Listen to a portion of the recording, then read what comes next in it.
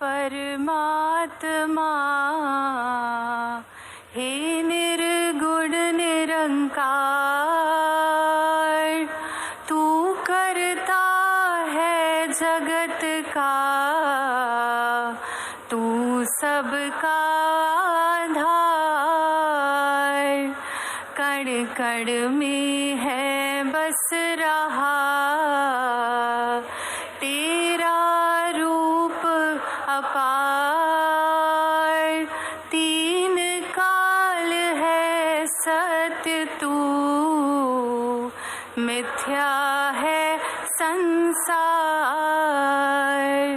घट घट वासी हे प्रभु, अविनाशी करतार।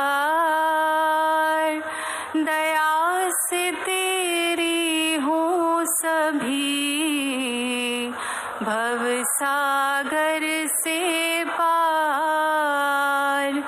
निराकार साकार तू, जग के पालनहार। है बेअंत महिमा तेरी, दाता परम्पार। परम पिता परमात्मा, सब तेरी संतान। भला करो सबका प्रभु, सबका हो कल्याण। भला करो सबका प्रभु, सबका हो कल्याण। प्यार से कहना धन निरंकार जी। तो कैसे एक अपने आप को हर पल इस परमात्मा के एहसास में रहने वाला वो भाव भक्तों के जीवन में आ गया। और जैसे एक दुनिया के तो तरह तरह के रंग हैं, भक्तों के जीवन में सिर्फ वो प्यार का रंग चढ़ता है जो इस परमात्मा से हो जाता है इसको देखने के बाद। तो ऐसे भाव से युक्त भक्त अपने जीवन के जब हर पल को जीते हैं तो वो भाव ही बदल जाते हैं, एक नज़रिया बदल जाता है। एक वो बात कि अगर हम कुछ भी उदाहरण लें कि कोई भी स्थिति में एक जो रुख करा जा सकता है वो एक अच्छी तरफ भी और बुरी तरफ भी, एक परिस्थिति से हम क्या निकालते हैं वो भी एक अच्छाई निकाली जा सकती है, एक बुराई निकाली जा सकती है। तो भक्तों ने हमेशा वो अच्छाई की ओर ही रुख करना सिखाया है कि परिस्थिति अगर इस परमात्मा ने दी है तो अच्छी ही होगी। एक अगर उस परिस्थिति को अच्छा नहीं समझ रहे हम तो वो हमारी कमी है। इस परमात्मा ने तो पूर्ण किया है इस परिस्थिति को भी। जब इस परमात्मा ने हमको जो कुछ दिया वो परमात्मा का जो दान है, तो ये परमात्मा जहाँ पूरा है तो परमात्मा की दी हुई हर परिस्थिति भी पूर्ण है। फर्क सिर्फ हमारे नज़रिए का होता है कि उसको हम किस तरह देख रहे हैं, उस परिस्थिति में से हम निचोड़ क्या निकाल रहे हैं, उससे सिखलाई क्या निकाल रहे हैं। क्या हम सिर्फ हमारे अनुसार कुछ नहीं हुआ तो उसके वजह से इस परमात्मा को ही कोस रहे हैं, या ये भी मान रहे हैं कि ये ही हमारे लिए बेस्ट है और कैसे इसमें वरदान छुपा हुआ है। तो एक ये नज़रिया भक्तों ने हमेशा से जो जिया कि आध्यात्मिक पहलू अपना हर किसी ने जहाँ एक बहुत ही उस नज़रिए का बनाना है कि जीवन में ये शरीर मिला है, ये मटीरियलिस्टिक वस्तुएं मिली हैं, घर बार रिश्तेदारी बहुत कुछ मिला है, तो क्या इसी में पूरा समय रहकर इस परमात्मा के लिए समय नहीं निकालना, या फिर एक चुनाव अपना है कि इस परमात्मा के प्यार के रंग में ऐसे रंगे जाएं कि कोई दुनियावी रंग फिर छू नहीं सकता।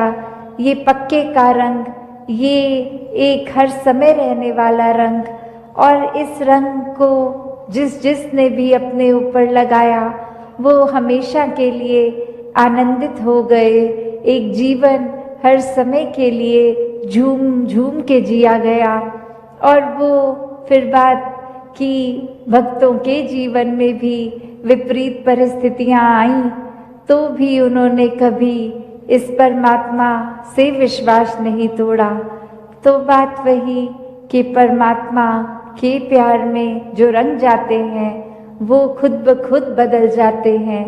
एक सामाजिक रूप से चाहे रहन सहन वैसा ही रहेगा जैसे ये परमात्मा के प्यार से पहले का था, वो एक शक्ल आकार सब सेम रहेगा।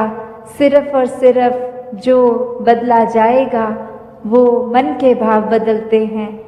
तो ऐसा ही बदलाव हर किसी के जीवन में मुबारक बदलाव होता है कि ये एक संसार में जितने भी अलग अलग प्रकार के चाहे इंसानों के साथ मुलाकात होनी और वो एक अलग अलग कल्चर बैकग्राउंड, दिखने में अलग, खान पान अलग, सब तरह से वो एक डाइवर्सिटी रूप, और कैसे वो होने के बावजूद भी सब परमात्मा के साथ जो एकत्व के बंधन में हैं, तो हर एक को एक दूसरे में परमात्मा ही नजर आता है। और कैसे फिर एक ये एकत्व ही दिल पे हर समय का, और उससे फिर कोई किसी में फर्क नहीं दिखता, कोई ऊंच नीच, जाति पाति, प्रांति, कुछ भी फर्क नहीं, सब अपने हैं, सब ही पूजनीय हैं। तो कैसे ये परमात्मा का वास तो पूरी सृष्टि के कण कण में है, और वहीं जो हर किसी में भी, और यही परमात्मा को देखना ब्रह्म ज्ञान है कि इस परमात्मा को जब हर समय के लिए ये दिखाई देगा कि हर जगह ही मौजूद है, तो फिर एक जहाँ अपनी भी चेतनता जाग उठेगी।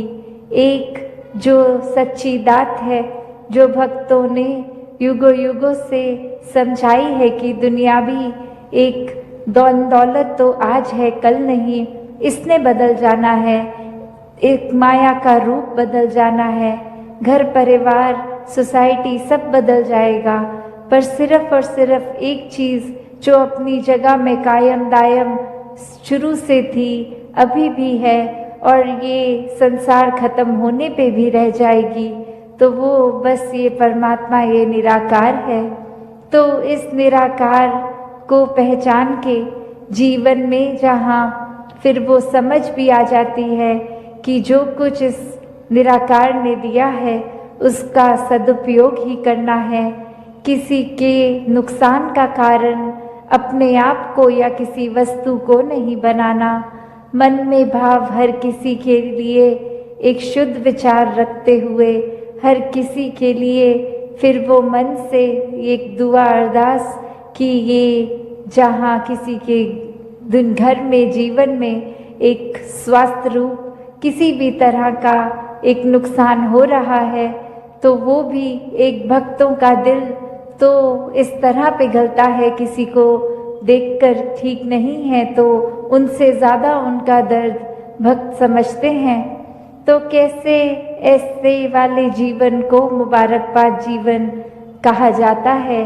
ये एक परोपकारी जीवन होता है, अपने लिए सेल्फ सेंटर्ड होके, सेल्फिश होके, ये अपने ऊपर केंद्रित नहीं, पूरे संसार की भलाई के लिए भक्त अपना जीवन लगा देते हैं, पूरी ह्यूमैनिटी, पूरी मानवता के लिए ये संसार में आकर। तो कैसे जहाँ एक मन में भी भाव होते हैं कि ये एक समान अगर नहीं भी कोई दिख रहा पर सब ही एक है, तो भाव वही कि भक्तों ने युगों से ये जो संदेश दिया है कि कैसे इस परमात्मा को जानकर फिर अपने जीवन में बदलाव आ सकता है। साथ संगत जी, धन निरंकार जी।